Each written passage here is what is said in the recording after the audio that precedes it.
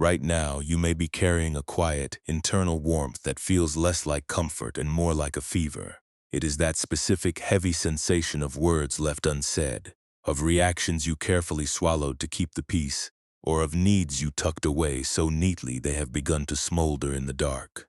Perhaps your chest feels tight, not from exertion, but from the effort of maintaining a vessel that is beginning to grow hot with the friction of your own unspoken truth. You have been walking through your day with a calm face. Yet beneath the surface, there is a persistent, low-level pulse of agitation that refuses to settle. You might feel as though you are holding your breath, waiting for a release that never quite comes, as if your very heart were a sealed jar shielding the world from the fire of your own complicated history. Listen to the sounds of this hour. The room is not entirely silent, but it is draped in the heavy, velvet texture of the deep night. The air here has a different quality, cooling the edges of your skin. Your bed is not just a place of rest, but a sturdy, grounded space, offering the kind of support that asks for nothing in return. The shadows in the corners are lengthening, pulling the day's restlessness into their own quiet embrace. You do not have to move. You do not have to reach for anything. The floorboards, the heavy drapes, the cool night air outside the window, all of these are keeping watch so that you may finally relinquish your role as the guardian of your own internal fire. You are not broken because you feel this heat, and you are not a failure for having stored these embers so carefully for so long. Your capacity to hold what is difficult is a testament to your endurance. But tonight, you have earned the right to loosen the seal. We are not going to throw your feelings away, and we are not going to demand that they vanish before you are ready. The very things that feel like a burden to you tonight, the suppressed frustrations, the unvoiced needs, the heat of your own humanity, are the seeds of your transformation. Tonight we will not fight the fire. We will learn how to open the lid, just a fraction, so the heat can transform into a gentle cooling ash. We often believe that to be a person of peace, we must never let the smoke escape. We fear that if we open the lid, a wild, destructive fire will consume everything we have built. This is the paradox that keeps you awake. You believe that safety is found in the suppression of your heat, but that very suppression is what keeps the kiln burning long after the work should have ended. The Buddha taught that we suffer not just from the fire itself, but from the walls we build to contain it. Peace is not found in the perfect, silent seal of a closed jar. It is found in the wisdom of knowing when the burn has served its purpose, and when it is time to let the embers settle into a deep, quiet coolness. You are safe enough to soften. You are safe enough to let the heat move through you, rather than staying trapped against your ribs. If it feels right, notice where you are holding that heat. Perhaps it is a clenching in your shoulders, or a shallow rhythm in your breathing, or a constant, buzzing activity in your thoughts. You do not need to do anything about it. You only need to notice it, as you would notice the warmth of a hearth on a winter evening. It is there, it is part of you, and it is allowed to exist, but it is not the master of this night. There is no performance required of you in this space. You do not need to be calm. You do not need to be resolved, and you do not need to apologize for being tired. You are allowed to be exactly as you are, smoldering or cooling, guarded or exposed. The work of maintaining your composure can be set aside, left in the hallway like a heavy cloak you no longer need. The kiln of your mind has been running for a long time. It has produced much, it has endured much, and it has carried much. But the night is deep and the air is turning cool, and it is time for the fire to rest. As we continue, we will share stories of those who learned to work with the fire rather than against it. We will explore how to tend to your internal heat with the steady, unhurried hand of a master. For now, just let your muscles go slack. Let the weight of your head sink into the pillow. Let your hands, which have spent so long gripping the lid of your own heart, finally rest open at your sides. You do not need to solve your life tonight. You do not need to find the final answer to the troubles that have been burning. You only need to provide the space, the safety, and the breath required for the embers to begin their journey into the stillness. Take a slow breath, letting it travel deep into your belly, past the places that feel tight or warm. As you exhale, imagine the air carrying away the need to keep the lid sealed. You are not losing control by exhaling. You are simply allowing the natural process of cooling to begin. You have been doing the work of 1,000 days, and for this, you have my deepest respect. But even the strongest kiln must eventually be opened. Even the brightest fire must eventually return to the earth. Tonight, we are simply moving toward that quiet, inevitable grace. You are not required to be a finished product by morning. If your thoughts continue to swirl, like smoke catching the moonlight, let them swirl. Do not try to catch the smoke. Do not try to hold the light. Just sit in the room of your own being, witnessing the way the night air begins to work its slow, cooling magic. You are held by the weight of your own existence, supported by the earth, and cradled by the quiet of the night. The fire is settling, the vessel is strong, and there is nowhere else you need to be. You have finally come to the place where the work can stop, and the cooling can begin. Let yourself sink down into the deepening quiet, into the safety of the dark, into the realization that you are already where you need to be to find your rest. High in the northern range, where the air thins until it tastes of granite and old ice, there lived a man named Koi who was tasked with the burning of charcoal for the mountain temple. His life was an exercise in containment. He spent his days hauling thick, resinous oak into the deep pits, stacking the wood with surgical precision, and sealing the kiln with layers of heavy gray clay. The work required a quiet, relentless intensity. To make the finest charcoal, the wood must not be allowed to burst into open flame. It must smolder, hidden away, transformed by the immense heat trapped within those clay walls. Koi was the master of this internal pressure.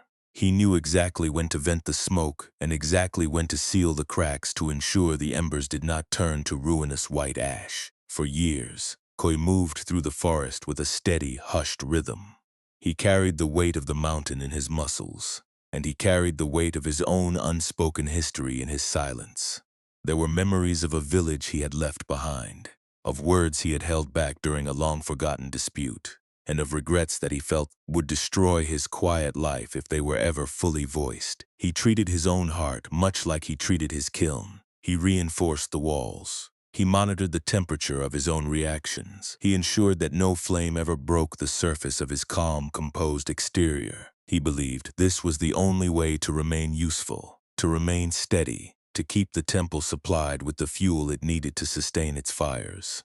One autumn afternoon, a visitor arrived from the valley. It was a woman named Hannah, a traveler who had spent years searching for someone who could explain why her own spirit felt so brittle and easily exhausted. She found Koi at the edge of the kiln, his face masked in a fine layer of soot, his hands busy sealing a small fracture in the clay casing. She watched him work for a long time. She noted the way he tapped the side of the vessel, listening for the hollow echo that told him the wood inside was nearing its transformation. Koi did not look up, but he knew she was there. He reached into his leather satchel and pulled out a small, heavy iron-bound wooden lid. It was weathered, stained with decades of smoke, and cool to the touch despite the searing heat radiating from the kiln. Hannah approached, her boots crunching on the dry needles. She asked him why he kept the kiln so tightly sealed, even when the pressure inside seemed to be screaming for release. She mentioned that she too felt like a kiln, always burning, always contained, always on the verge of cracking from the weight of what she kept inside. Koi stopped his work. He held the iron-bound lid in his hands, turning it over slowly. He did not give her a lecture on patience. He did not tell her to simply breathe. Instead, he beckoned her to sit on a flat, sun-baked stone nearby. He explained that charcoal is not made by desire, but by the absence of it. If you open the kiln too early, the wood meets the air and vanishes in a flash of bright, useless fire. The energy is spent in a single violent moment, leaving nothing behind but light that fades and heat that cannot be gathered. If you never open the kiln, the wood remains trapped in its own dark, dense state, never having the chance to be used for anything beyond its own internal burning. The art, he told her, was not in the sealing, and it was not in the opening. The art was in understanding the temperature of the contents. He then asked her to hold the iron-bound lid. As she reached out, she expected it to be hot, but it was surprisingly temperate. It felt heavy, grounded, and strangely still. He told her that this lid was the boundary between the world and the fire. He asked her to imagine that every word she had ever suppressed, every anger she had ever tucked away, and every frustration she had ever swallowed was a piece of oak inside the kiln. Hannah held the lid, and for a moment she felt the vibration of the fire inside the clay. It was a low, humming sound, like a deep, rhythmic heartbeat that had been trapped in the dark for far too long. Koi stood up and took a long, thin stick of bamboo. He touched it to a small vent near the base of the kiln. A thin, gray ribbon of smoke curled out, twisting lazily into the crisp mountain air. He pointed to the smoke and asked her what she saw. Hannah said she saw the remnants of the fire, the things that were no longer needed. Koi shook his head gently. He told her that the smoke was not the remnant. The smoke was the communication. It was the kiln's way of saying that the process was happening, that the transformation was underway, and that the pressure was being managed without losing the integrity of the fuel.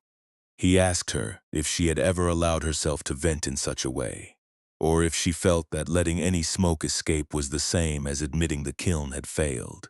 Hannah looked down at the lid in her lap. She felt a sudden, sharp ache in her chest, the recognition of how much energy she had spent keeping her own lid perfectly, impossibly sealed. She realized that she had been living in terror of the flash fire, afraid that if she let even a sliver of her true frustration show, she would be consumed by her own reaction.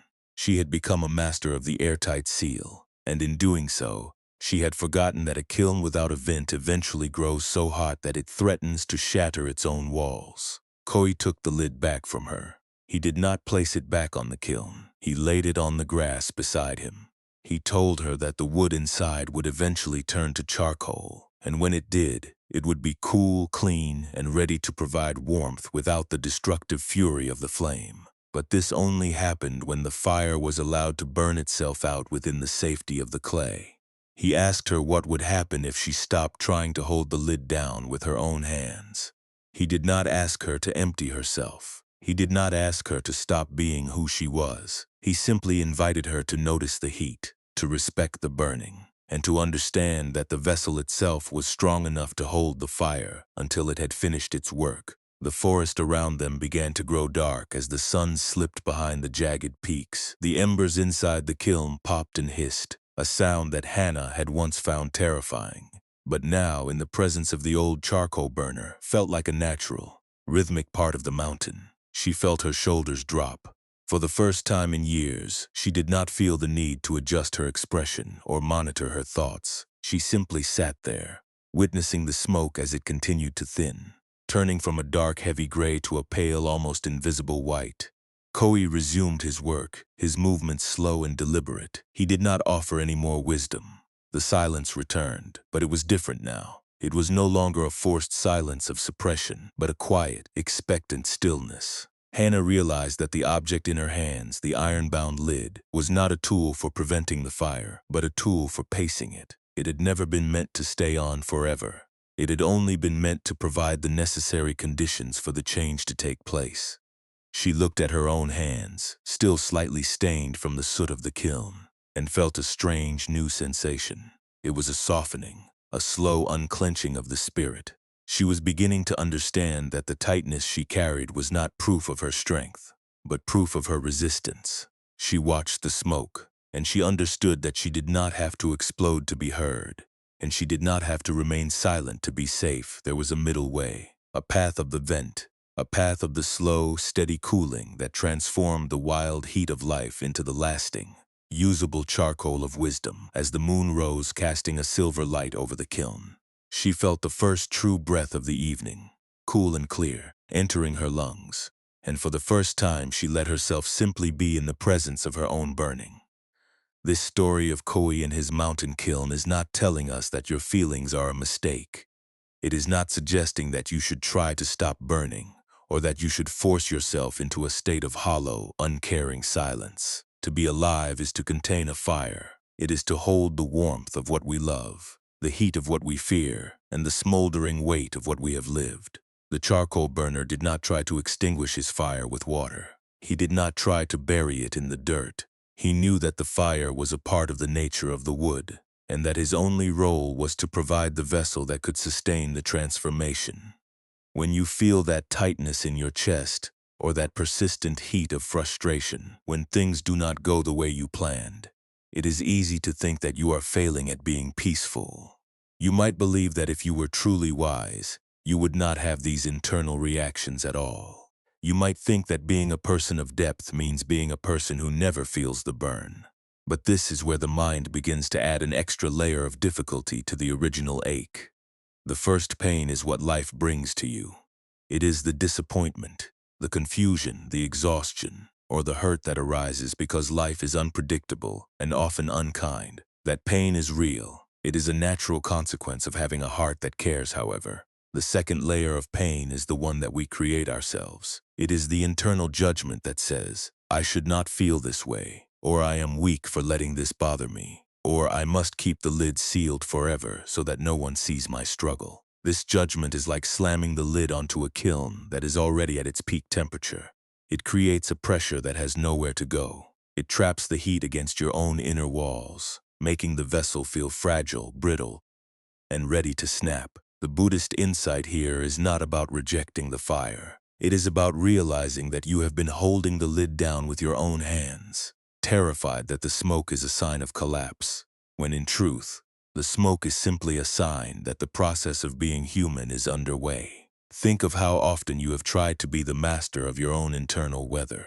You watch a difficult thought arise, like a spark in the dark, and immediately you rush to smother it. You tell yourself that you must be calm. You tell yourself that you must have moved past this by now. You tell yourself that these feelings are a burden to others. But in trying to regulate the temperature of your own experience so strictly, you lose the very warmth that allows you to be compassionate toward yourself. You become a jailer to your own heart, patrolling the boundaries of your emotions, waiting for the moment when a flicker of something real might threaten to spill over. This is why the charcoal burner's lesson is so steadying. He teaches us that we do not need to be the creator of the flame. The flame is already there. It is the energy of your life, the intensity of your engagement with the world. We do not need to be the ones who decide when the fire must end. We only need to be the ones who recognize when the vessel is becoming too crowded, when the pressure is becoming too much, and when it is time to open the vent. Opening the vent does not mean abandoning the kiln.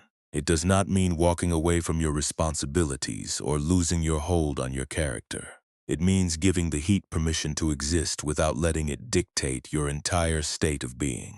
You have spent so much energy trying to be an airtight container. You have believed that if you let a little bit of your truth out, a little bit of your exhaustion, a little bit of your sadness, a little bit of your need, everything would fall apart. But look at the mountain kiln. It remains a kiln even when the smoke is rising. The structure is sound. The fire is contained. Even while the vent is open, your own capacity to hold your life is much greater than you realize, provided you stop treating your human feelings as if they were invaders to be expelled.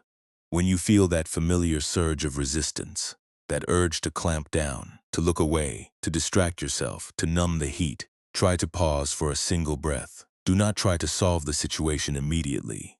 Do not try to argue with the thought. Just notice the sensation of the lid. Notice the way you are gripping the handles. Ask yourself, if I were to loosen my grip just enough to acknowledge that this heat is here, would the whole kiln actually shatter? Or would I simply feel a little more room to breathe? Most of the time, the world does not end when we admit how we feel. Most of the time, the only thing that ends is the exhausting, impossible effort of trying to pretend that we are not burning at all. There is a profound difference between being burned by your emotions and allowing your emotions to burn through. Being burned is when you are lost in the reaction, when you have become the fire itself, scorching the earth around you and losing your connection to what is steady and true. But allowing the fire to burn through is a different act. It is the act of the witness. It is the practice of sitting in the room, feeling the temperature rise, and choosing not to feed the fire with more judgment. It is the act of saying, I am here, this heat is here, and I am large enough to hold both. You may be wondering how this looks in the quiet of your own mind.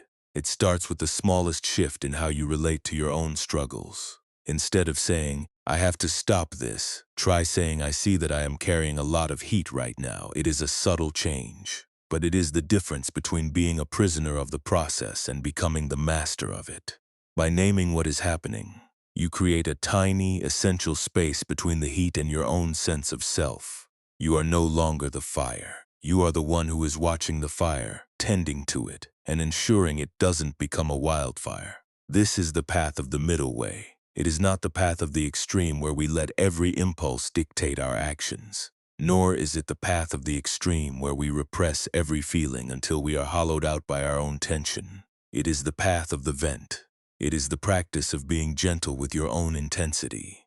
You have spent a long time trying to be a hard, unyielding vessel, but a vessel that cannot bend is a vessel that will eventually break. The wisdom of the mountain teaches us that the strongest fuel is the one that has been allowed to burn slowly, with attention, with care, and with the understanding that the fire is not your enemy. As you listen to these words, consider what you have been trying to seal away lately. Is it a fear that you are not doing enough? Is it a sorrow that you have been told to ignore? Is it an anger that you feel is unbecoming of a peaceful person? None of these things are obstacles to your rest tonight. They are just the wood you have gathered.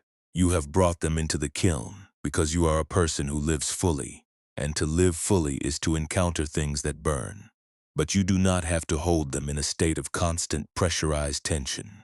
You can put the lid down for a moment. You can let the smoke be seen. You can acknowledge the heat without needing to label it as good or bad. You are permitted to be a work in progress. You are permitted to have a kiln that is currently in the middle of a long, slow transformation. You are permitted to be imperfect in your processing of this day. The goal of this evening is not to have every ember turned to ash by morning. The goal is to provide the conditions where the burning can be safe, where the pressure can be lowered, and where you can finally stop acting as the desperate guardian of your own inner life. There is a great mercy in realizing that your struggles are part of a larger, natural process. You are not a machine that has malfunctioned because it feels warm. You are a living thing, and living things change, and they heat up and they cool down, and they have seasons of intensity and seasons of utter quiet. Trust in that cycle. Trust that if you stop fighting the reality of your current state, you will not lose your way. You will find that underneath the heat, there is a core of stillness that has been waiting for you all along. Let the breath move through your body now, not to change anything, but to map the landscape of where you are holding on. Feel the places that are clenched. Feel the places that are bracing for an impact that isn't coming. As you notice them, simply exhale, letting the jaw go soft, letting the neck rest into the support of the pillow, letting the hands unclench. You are not asking the kiln to vanish. You are only inviting it to lose its rigidity.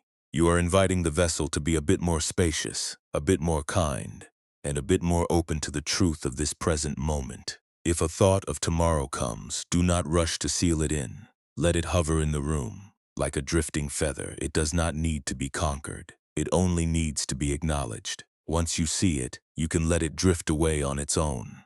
Because you are no longer in the business of holding on to every passing spark. You are becoming the person who can witness the fire without being consumed by it. You are becoming the one who understands that the heat is temporary, the transformation is real, and the night is exactly the right time for everything to settle into the earth. This wisdom is beginning to settle into the marrow of your bones. It is not a concept to be memorized, but a quality of being to be felt. It is the quiet, cool realization that you are held by something much larger than your own anxiety. You are held by the night, by the breath, and by the ancient understanding that your struggle is not a sign of failure, but a sign that you are deeply, undeniably present in your own life. And there is a profound dignity in that presence. There is a profound rest in finally deciding that you have done enough, that you have held enough, and that for the duration of this night, you can simply let the fire do what it needs to do while you step away and recover your strength. What if the rest you have been craving was not a state of perfection, but a state of allowing? What if you were already safe, even in the middle of your burning, simply because you stopped trying to hide the smoke? This is the invitation of the evening. To let the smoke rise, to let the air cool, and to find the quiet, steady rhythm of your own heart once more. The room is quiet. The shadows are long, the kiln is venting, and you are allowed to sleep, now that the story of the mountain kiln has settled into your awareness. Let us find a way to make this wisdom your own. There is no need to stand up or change your posture. You are already in the right place to practice. Begin by letting your body sink a little deeper into the support beneath you, as if you were releasing the last bit of tension into the earth. If it feels right, notice the rhythm of your breathing. Do not try to regulate it or make it deeper. Just observe the way the air enters and leaves your body, a steady, natural cycle that requires no effort from your mind. Your mind may want to jump into the future or return to the unfinished business of the day. This is only natural. It is a sign of a mind that has been working very hard to keep everything in order. You do not need to push these thoughts away. You do not need to silence them. Instead, visualize your mind as the kiln we spoke of. When a thought arises, perhaps a worry about a meeting, a regret from earlier, or a persistent anxiety about something you cannot control, simply label it as a piece of wood you have gathered. It is just another item to be placed into the kiln. Imagine you are standing at the edge of that mountain kiln, holding your worries in your palms. If the thought feels sharp or urgent, notice that intensity without judgment. Do not try to make it softer. Just witness it exactly as it is. Now, imagine placing that thought, that piece of wood, gently into the kiln. You are not throwing it away. You are simply giving it a place where it can undergo a process. You are letting it rest inside the container of your awareness, rather than keeping it clenched tightly in your hands. If you notice a physical sensation of tightness, perhaps in your chest or your throat, see if you can breathe into that area. Imagine the air as a cooling mist, gently circulating through the kiln, lowering the temperature just enough so the walls don't feel so brittle. You are not extinguishing the fire, and you are not forcing the transformation. You are simply providing the space. You are the one who decides when to open the vent. You are the one who decides when to lift the iron-bound lid. If a thought feels too hot to hold, or if the pressure in your mind feels overwhelming, you might imagine yourself walking over to the vent of the kiln. You don't have to stay there. You can just stand by the opening and watch as the gray smoke rises, carrying the excess energy out into the cool mountain air. Notice the smoke. Watch the way it changes shape, drifting and dissipating. This is the movement of your mind releasing the pressure it no longer needs to carry. It is a quiet, natural act. It does not require a grand gesture or a sudden change. It only requires your permission to let the vent stay open for a few moments. Take a moment to check in with your shoulders. Are they reaching toward your ears? Let them drop. Check your jaw. Is it set in a rigid line? Let it go soft. Even the mountain granite wears away over time. So give yourself permission to be less rigid than you have been today. You have spent a long time being the master of the seal, believing that your worth depended on keeping the kiln perfectly tight. But you are not a static object. You are a living, breathing, evolving space. You are allowed to let the heat move. You are allowed to be a little less contained. If you find your mind wandering to a familiar story, one you have told yourself many times, notice the way it draws your attention. You might feel the urge to feed it, to analyze it, to find a resolution. This is the instinct to keep the kiln closed and burning at maximum intensity. But for this practice, see if you can choose to be the observer instead.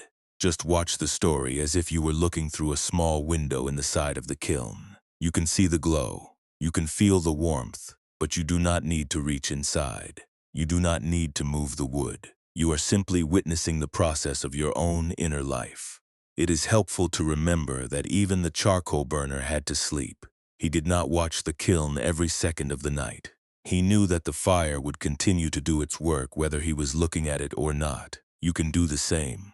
You can place your worries into the kiln and then step back. You can trust the process of your own being. You do not need to provide constant supervision for your thoughts to be processed, balanced, or calmed. The wisdom of your system is far more ancient and capable than your conscious mind often gives it credit for. If you feel a sense of guilt for letting go, acknowledge that too. That guilt is just another piece of wood. Put it in the kiln. Let it burn. You are not required to be a perfect practitioner. You are not required to have a perfectly quiet mind before you are allowed to rest. Even the presence of a wandering, distracted mind is a form of practice, because it gives you the opportunity to notice the wandering and bring your attention back to the breath, back to the feeling of the heavy, supportive bed beneath you. As you lie here, feel the boundary between your body and the room. Notice how the air around you is stable and cool. You are not leaking heat, and you are not being consumed. You are just a human being, resting after a long stretch of labor. The kiln of your life has produced much today. You have weathered transitions, you have handled frustrations, and you have maintained your composure when it was difficult.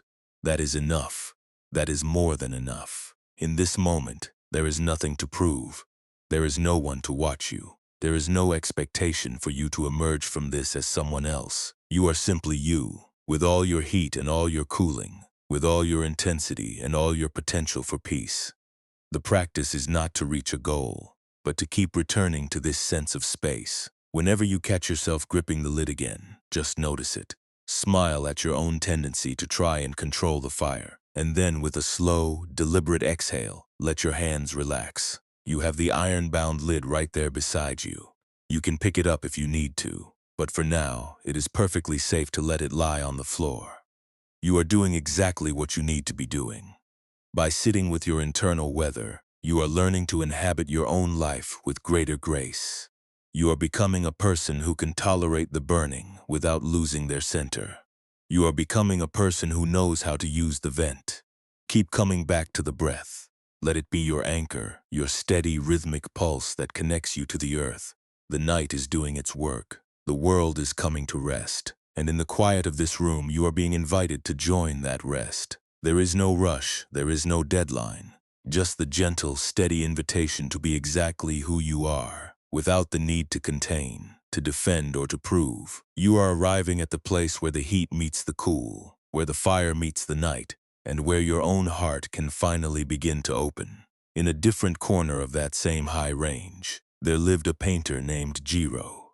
He was known throughout the mountain villages for his ability to capture the exact, fleeting movement of the mist as it clung to the pines. But Jiro had a secret burden that the villagers never saw. He was obsessed with the permanence of his work. Every evening, he would sit in his sun-drenched workshop, mixing fine, dark ash with water to create the pigments for his scrolls. He believed that if he could just capture the truth of the mountain perfectly, if he could just seal that truth onto the paper, he would finally be secure. He would finally be someone whose existence left a lasting, untarnished mark. Jiro had lost his sight over the course of a single long winter, a gradual dimming that left him in a world of gray shadows. Even in the dark, he could not stop his hands from trying to paint. He would spend hours with his brush, tracing the outlines of imaginary trees, frantically trying to recreate the shapes he could no longer see. His workshop became a tomb of half-finished scrolls, piles of discarded paper, and jars of charcoal that had gone cold. He was desperate to prove that he was still the man who knew the mountain, still the master of the scene. The frustration of his failing memory and his failing hands grew into a fire that consumed his sleep. He felt he was being erased, and the only way to hold on to himself was to force the ash into shapes that would not fade.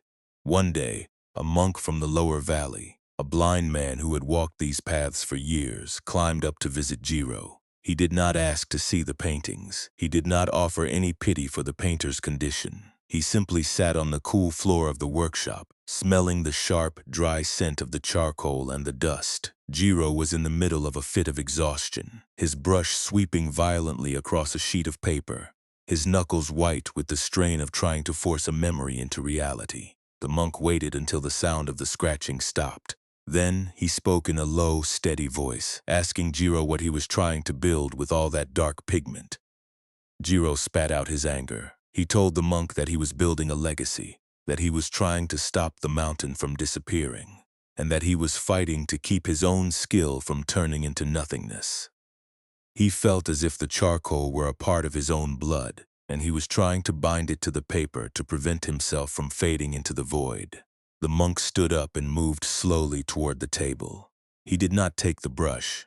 He reached out and dipped his bare fingers into a bowl of the fine, gray ash Jiro used for his base. He began to blow the ash onto the table, onto the floor, and into the air. Jiro froze. His first instinct was to strike out, to protect the materials he had spent so much time refining. He felt the familiar surge of heat, the urge to clamp down and demand control.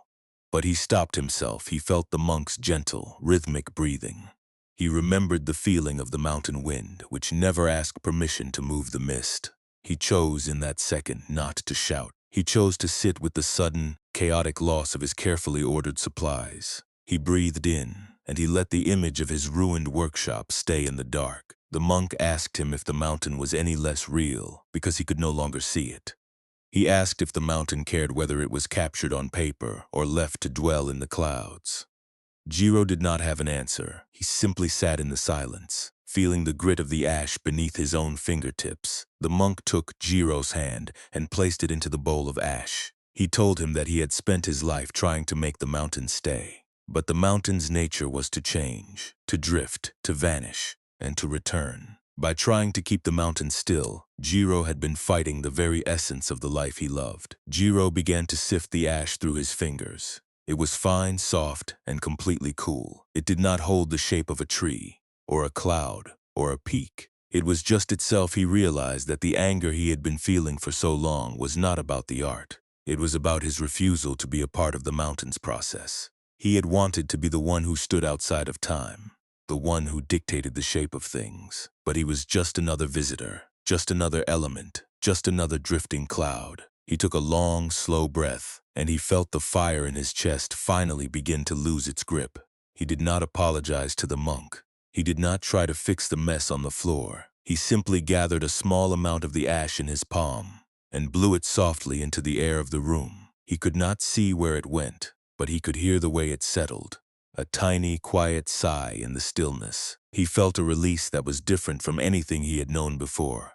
It was not a defeat. It was a recognition. He was finally participating in the life of the mountain, rather than trying to build a monument to his own importance. The monk left, but Jiro remained.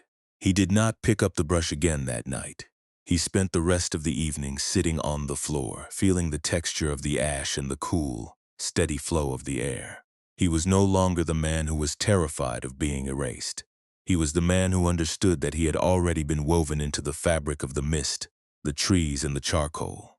He did not need to leave a mark. The mark was already there, in his breath, in his quiet, and in his ability to let go of the pigment and touch the earth itself. This transformation was not a sudden arrival at perfection. The next morning, the impulse to control still flickered in his mind like a dying ember. He still wanted to be the master. He still felt the fear of the dark, but the shift had been made.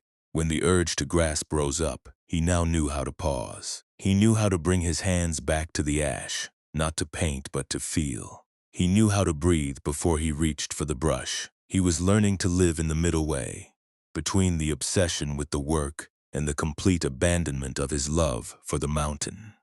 He realized that his suffering had been the weight of the lid he insisted on holding, the pressure of his own demand that the world behave exactly as he remembered it. By letting the ash be ash, he had stopped adding the second wound of judgment to the first wound of loss. He still felt the sadness of his blindness. He still felt the shadow of his old life. But these were no longer enemies to be conquered.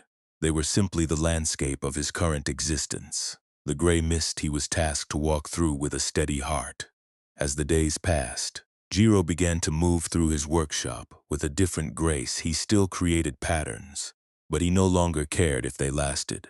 Sometimes he would paint with water on the stone, watching as it evaporated into nothing. Sometimes he would just sit and listen to the way the mountain breathed. The villagers who visited him began to remark on the change. They said the painter had lost his spark, but those who were closer to him knew the truth. He had not lost his spark. He had finally allowed the fire to become the cool, gray, gentle light of the moon. He was no longer a man trying to survive his own life. He was a man who had finally settled into it. He taught the young ones who came to see him that the goal of the charcoal was not to remain charcoal forever. The goal was to reach the state where it could finally, perfectly, become the ash that feeds the earth. He learned that every act of letting go was actually an act of return, a way of stepping out of the small clenched identity of the ego and into the vast unfolding reality of the whole. You, too, are holding pigments that have already lost their color. You are holding scrolls that have already been written and rewritten until the paper has grown thin. You have been trying to make something permanent out of a world that is defined by its ability to change. But what would happen if you simply opened your hands? What if you let the ash settle where it needed to settle, without trying to force it into a shape?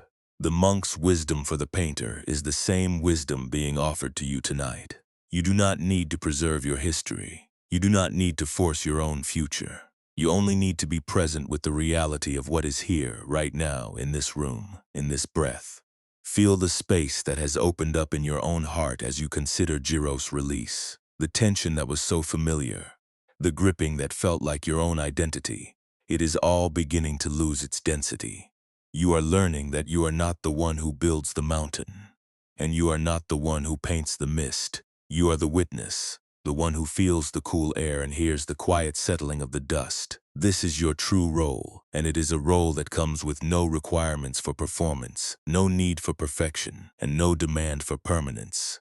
The embers are turning to gray. The heat is losing its intensity. The kiln is open to the night, and the air is soft, cool, and inviting. You are not losing your way. You are finally finding the path that leads back to the center of your own quiet, steady soul. Let yourself rest in this new understanding. Not because you have mastered it, but because you are finally allowing yourself to simply be a part of the process, rather than the one who is fighting it. The night is deep, and the mountain is still. And you are safe right here, in the middle of your own unfolding life. And perhaps the peace you have been seeking in your work was never found in the mark you left behind, but in the quiet, empty hands you kept after the brush was finally set down. The heat that you carry inside, the one that makes you feel as though you must be the master of every smoldering ember, is rarely a product of the world outside. It is, instead, a consequence of the internal architecture you have built to keep that world at bay. When life brings you a difficulty, a mistake, or a moment of deep uncertainty, that is simply the wind moving through the forest. It is an event. It has no personal agenda. It happens, it lingers, and eventually it passes. But your mind, in its well-intentioned desire to protect you, often refuses to let the event remain just an event. It takes that initial heat and wraps it in layers of narrative, judgment, and frantic attempts at control, turning a simple spark into a fire that consumes your rest. Think of how you treat a worry about your future. A thought arises, perhaps a small fear about an upcoming task or a lingering doubt about a choice you made years ago. In itself, the thought is like a single twig tossed into your kiln. It burns, it pops, and if you simply witness it, it turns to ash. But then, the mind steps in. It begins to ask why you are having this thought at all. It tells you that if you were stronger, you would not be bothered by such things. It warns you that this worry is proof of some hidden flaw in your character. Suddenly, you are not just holding the thought. You are holding the thought, the fear of the thought, the judgment of the thought, and the desperate, crushing effort to never have the thought again.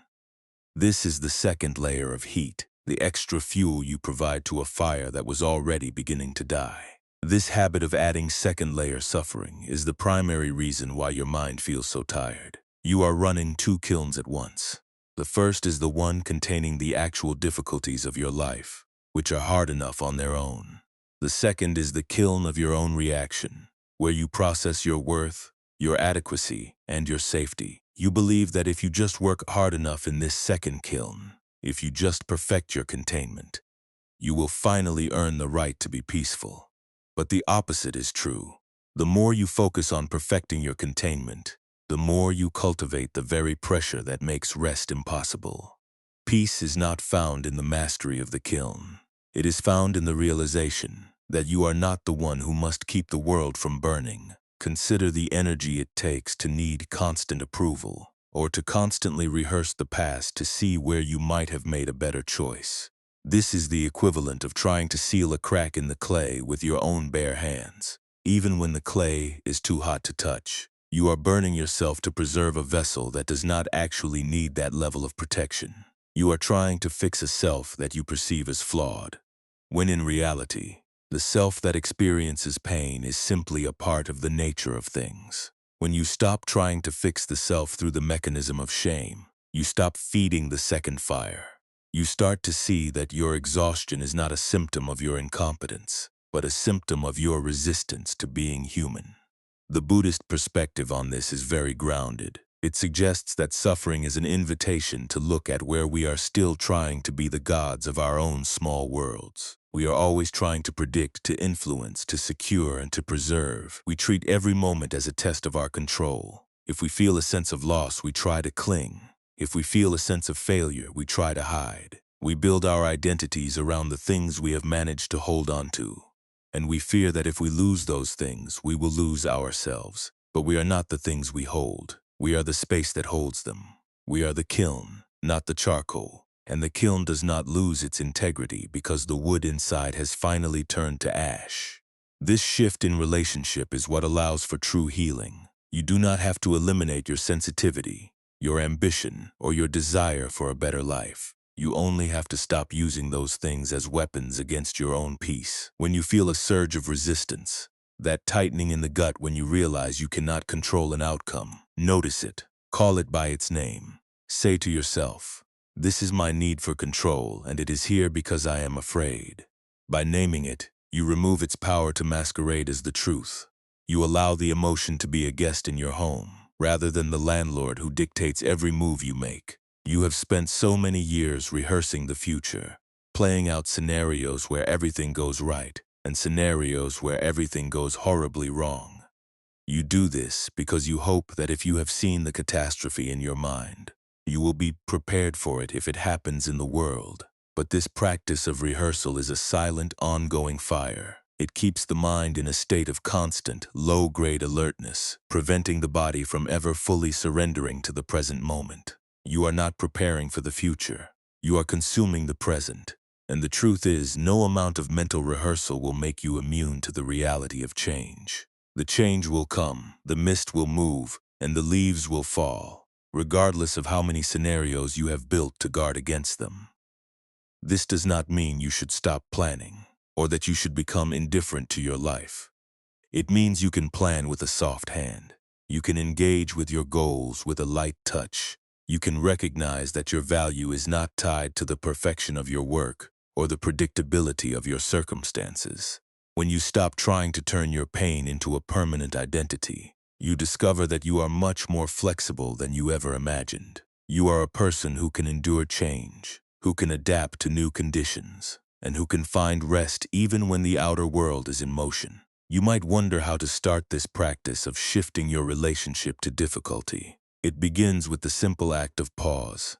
The next time you feel the heat rising, the next time you feel the urge to judge yourself or to fight the current, stop, take a breath, look around the room, feel the weight of your body on the mattress. Remind yourself that the heat you feel is not the end of the story. It is just the process. It is just the wood burning down. You do not have to add to it. You do not have to fight it. You only have to witness it with the same gentle patience that the mountain painter finally brought to his own ash. Imagine your thoughts as clouds passing over that high mountain range. Some are dark, some are light, and some are thick with the promise of rain. But none of them are the mountain. You are the mountain. You are the deep granite core that remains steady through the changing weather. You have survived every storm, every winter, and every fire that has come your way so far. You do not need to prove your strength by fighting the clouds. You prove your strength by remaining still, by remaining present, and by allowing the clouds to follow their own path across the sky. There is such a deep, quiet relief in this realization. You are finally giving yourself permission to stop playing the role of the creator of your own experience. You are letting life be life, and you are letting yourself be yourself, and you are realizing that the two things are not in conflict. You have been fighting a war against your own nature, trying to force your life into a shape that would never change, never break, and never hurt. But the beauty of your life is exactly in the fact that it is a process. It is an unfolding, a burning, a changing, and a returning to the earth. As you lie here, listen to the quiet. It is not empty. It is full of the potential for rest. The energy you have been wasting on resistance is now available to you. Not for doing, but for being. You can use this energy to soften. You can use it to feel the support of the bed. You can use it to breathe into the tightness you have been holding for so long. You are finally, after all this effort, coming into harmony with the way things actually are.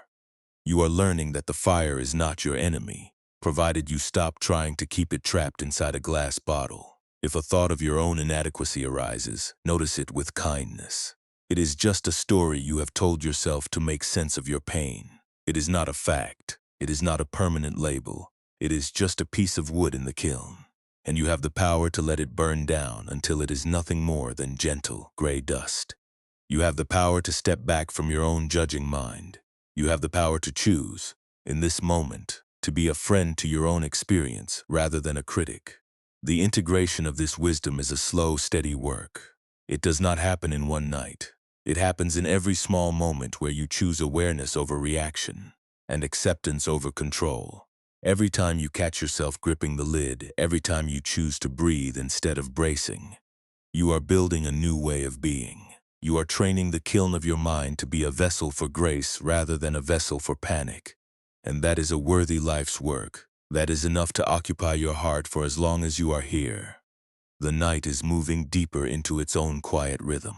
The world outside your window is slowing down. The animals are burrowing in. The trees are standing still. And the moon is casting its cool, steady light over the earth. You are part of this rhythm. You are not separate from it. You are not an exception to the rule of rest. You are just a human being, needing to cool down, needing to let go, needing to be held by the darkness that asks for nothing and gives everything. Let the teaching sink in, past the layers of your effort, past the noise of your mind, and into the very core of your being, where you have always been and will always be, perfectly and simply at home. And as the last of the heat leaves your bones, what if you were to discover that the safety you were looking for was never a fortress you built, but the open, empty space you allowed yourself to finally inhabit? The wisdom of the mountain does not live only on the peaks, and the charcoal burner's lesson is not meant to be left behind in the forest. You carry this kiln within you, even when you are waiting for a text that does not arrive, or lying awake at midnight, replaying a conversation from years ago that you cannot change. Modern life is a series of small, persistent pressures, each one a piece of wood tossed into your kiln, and it is entirely natural to feel the temperature rising. When you notice yourself checking your phone for reassurance, or when you feel that hollow sense of being behind in your own life, you are simply feeling the heat of your own expectations. You are not failing. You are just noticing the pressure, and that noticing is the first step toward finding a different rhythm. Consider the moments when you are standing in a crowded space or sitting at a table with people you care about, yet you feel a heavy, unspoken weight behind your smile. You are trying to contain the fire of your own exhaustion, worried that if you let even a flicker of your true feelings show, you would be seen as broken. But the truth is, the people around you are often carrying their own kilns, their own ventings, their own private burnings. By trying to maintain a perfectly, impossibly cool exterior, you are only increasing the pressure on yourself. You might try this instead. The next time you feel that urge to force a smile or to pretend that everything is manageable when it is not, pause. Take one deep, quiet breath. Let your shoulders drop away from your ears. Acknowledge to yourself that you are carrying a lot right now. You do not have to speak it aloud to anyone else. But acknowledging it to yourself is like cracking the vent on the kiln.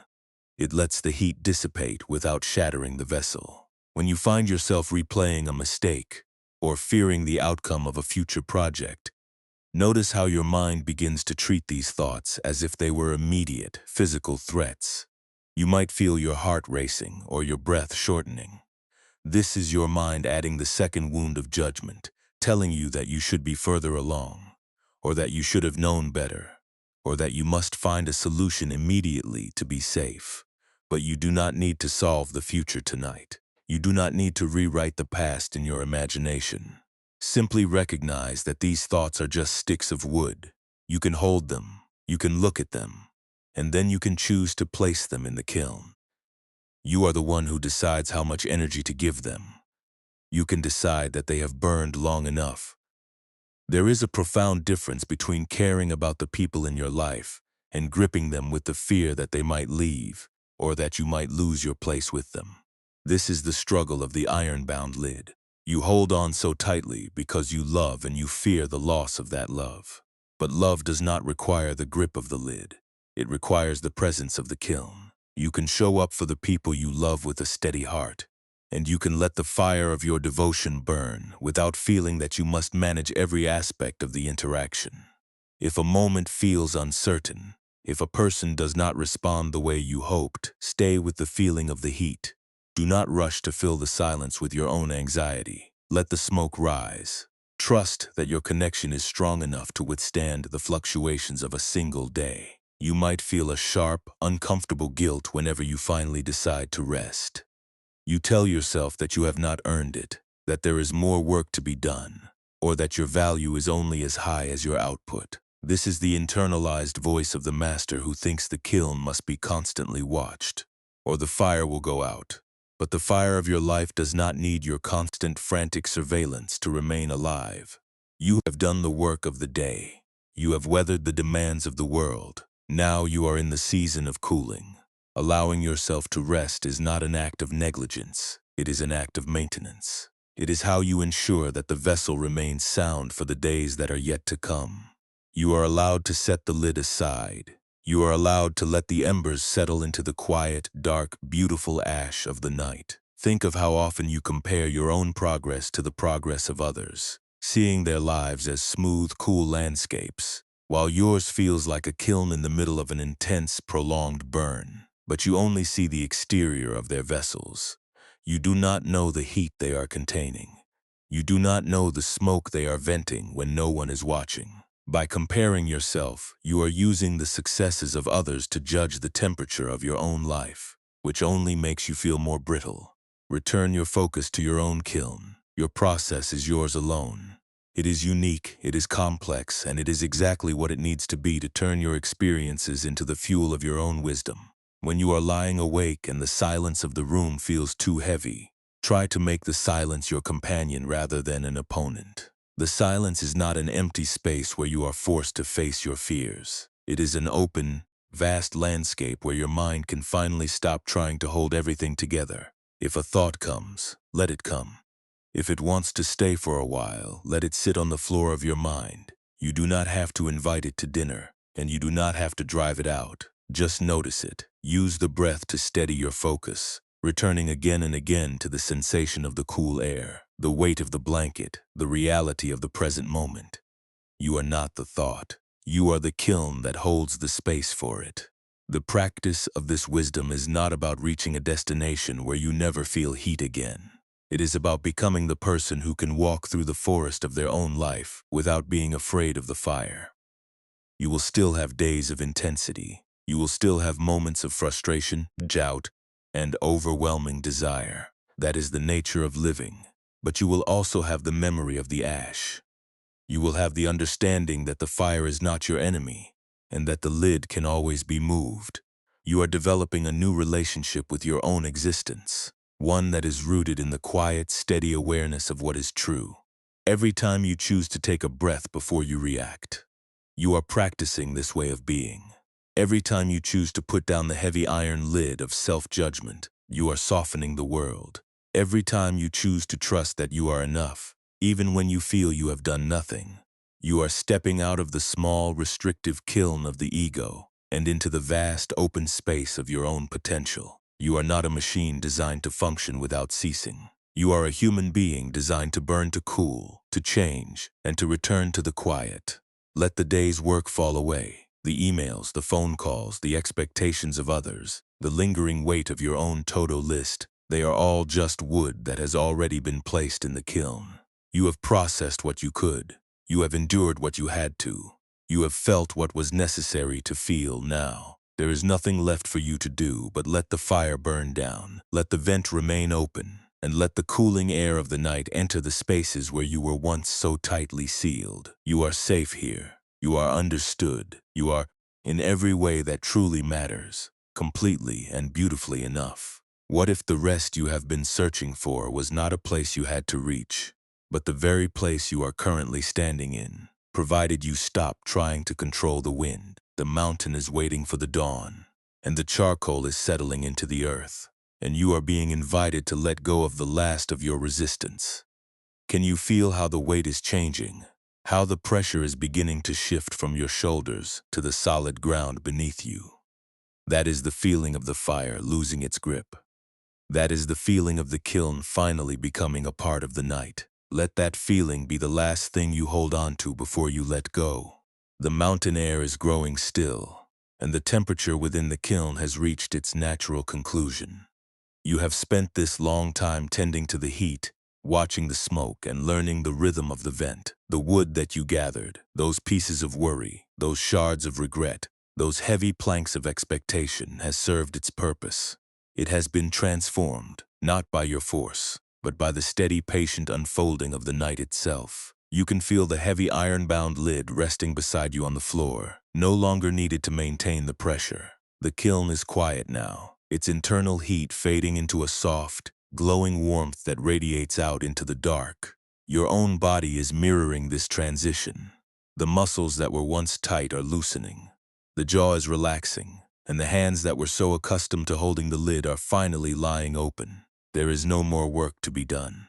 The kiln does not need your vigilance. The mountain does not need your guidance. The process of being human is moving forward on its own, carried by the same wind that moves the mist through the pines. You are simply the vessel, and for this hour, you are allowed to be empty. Notice how the darkness of your room feels different now. It is not an absence of light, but a presence of calm.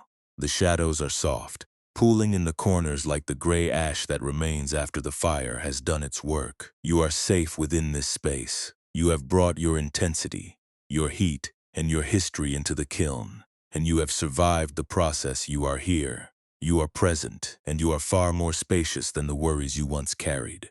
Feel the rhythm of your breath. It is slower now, matching the cool, steady pace of the mountain after the fire has dimmed. With each exhale, imagine the last traces of heat leaving your body, flowing out into the room like a faint, wispy ribbon of smoke. You are letting go of the need to be the keeper of the flame. You are letting go of the need to be the authority on your own transformation. You are giving yourself permission to just be the one who rests in the quiet aftermath of the burn. The weight in your limbs is natural. It is the feeling of a vessel that is finally allowed to sit still. You do not need to check your mind for sparks. You do not need to listen for the sound of wood popping. The kiln is at rest, and so are you. Whatever was burning is now settling. Whatever was loud is now soft. Whatever was jagged is now smooth, turned into the fine, cool powder that nurtures the earth. There is a deep dignity in this cooling. It is the acknowledgement that you are a living thing, subject to the same cycles as the trees and the stars. You are allowed to be unfinished. You are allowed to be cooling down. You are allowed to leave the kiln door open to the night air. The worries you carried have not been discarded. They have been changed, refined, and released into the vastness of the mountain. They no longer have the power to keep you awake. They no longer have the power to define the temperature of your heart. Let your awareness drift, like the ash caught in a gentle draft. Do not reach for any thought. Do not try to assemble any memories. Just follow the movement of the air as it brushes against your skin, cool and refreshing. You are being held by the same forces that hold the mountain in place. You are safe. You are grounded. You are arriving at the true center of your own quiet, steady life. The night is deep now, and the world is holding its breath. There is nothing left for you to solve before morning. There is no secret you need to uncover, and no burden you need to carry into your dreams. The kiln has done its job. You have done your part. Now the space within you is wide, open, and utterly peaceful. If a stray thought flickers, do not feed it. Simply watch it move through the vast, dark expanse of your awareness, growing smaller and thinner until it vanishes. You are not a kiln that must be watched. You are the quiet mountain that holds the kiln, the air, and the night all together in a single, unbroken embrace. Your breath is the only sound, a gentle pulse in the stillness, confirming that you are exactly where you need to be. There is such mercy in this surrender. To finally accept that you are not the one who must power the world, but the one who can participate in the rest that the world provides. Your heart is soft, your mind is clearing, and the weight of your day is dissolving into the earth. You are ready to step away from the fire. You are ready to enter the deep, dark, healing sleep that waits for you in the shadows of the pines. You have carried so much for so long, and now you are finally setting it down. Feel the relief of that release, a lightness that starts in the center of your chest and spreads out to your fingers, your toes, and the very top of your head. You are no longer holding the lid. You are no longer watching the smoke. You are no longer fighting the heat. You are just the quiet, cooling air of the mountain, breathing in the dark, and breathing out the peace that has been waiting for you all along. The last ember has dimmed to a faint silver glow in the dark, and the mountain is silent. You are safe, you are complete, you are finally perfectly at rest. And as you drift away into the stillness, what if the silence you feared was actually the very home you were trying to find?